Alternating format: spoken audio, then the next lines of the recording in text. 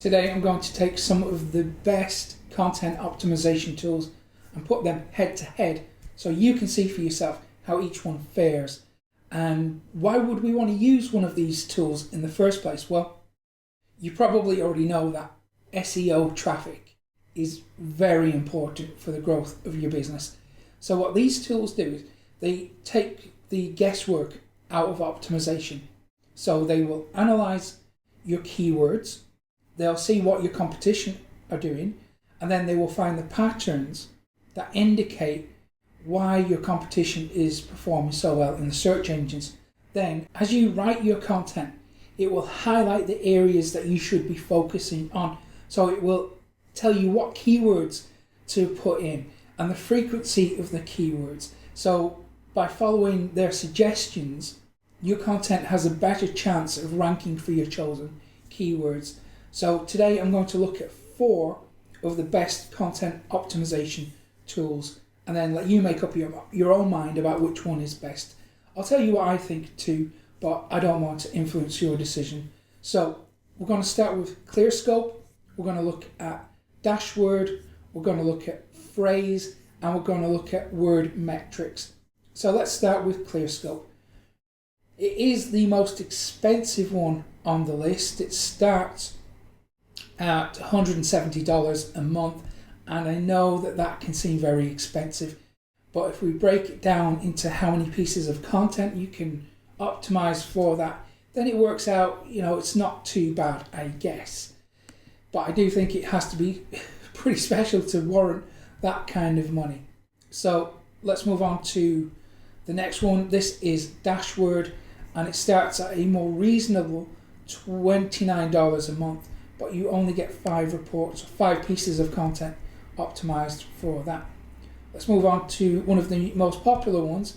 It is Phrase, and they start at $49.99 a month, and they give you 30 document credits for that. And let's move on to wordmetrics.com. They start at $30 a month, and you get 15 search optimized posts per month, as they word it. Okay, so what I've done is I've put the same piece of content into each of these tools, and I'm optimizing for the same keywords across all of these. So let's start with Clearscope. So my target key phrase is write blog titles, and you can see if we go across all of these, I'm targeting the same keywords.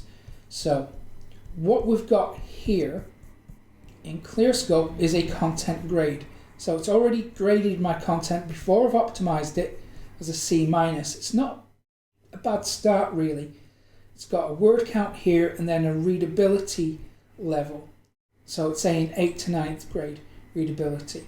Then on the right hand side, this is the really interesting bit, because we have the search terms or the keywords that it believes is most important. So it's saying SEO is the most important. You can see this grey line here, this grey bar.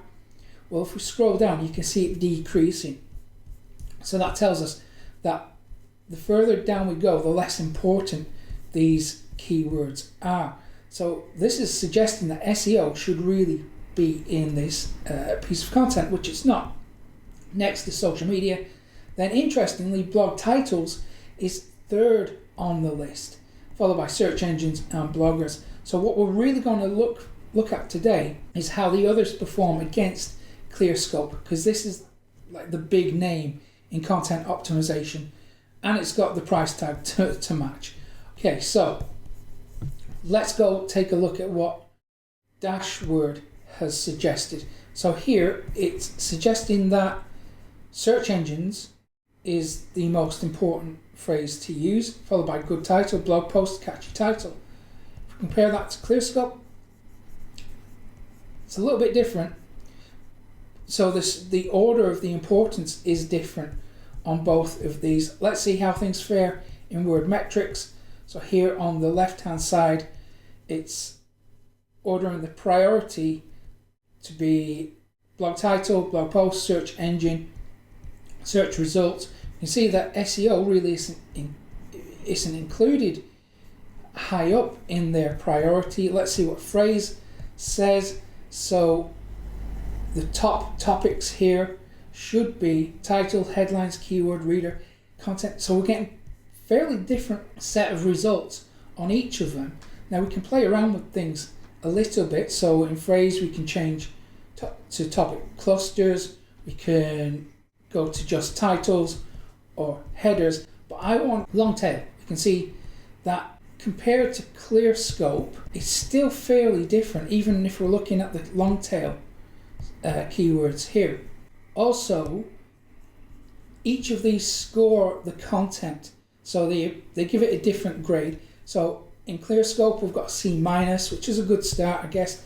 Here we've got a content grade of B-, which is better. Wordmetrics gives it a D, which isn't very good. And then phrase gives it a topic score of 28%, which I don't think is too great, is it? So I think it's pretty clear that the best one out of these is obviously going to be Clearscope.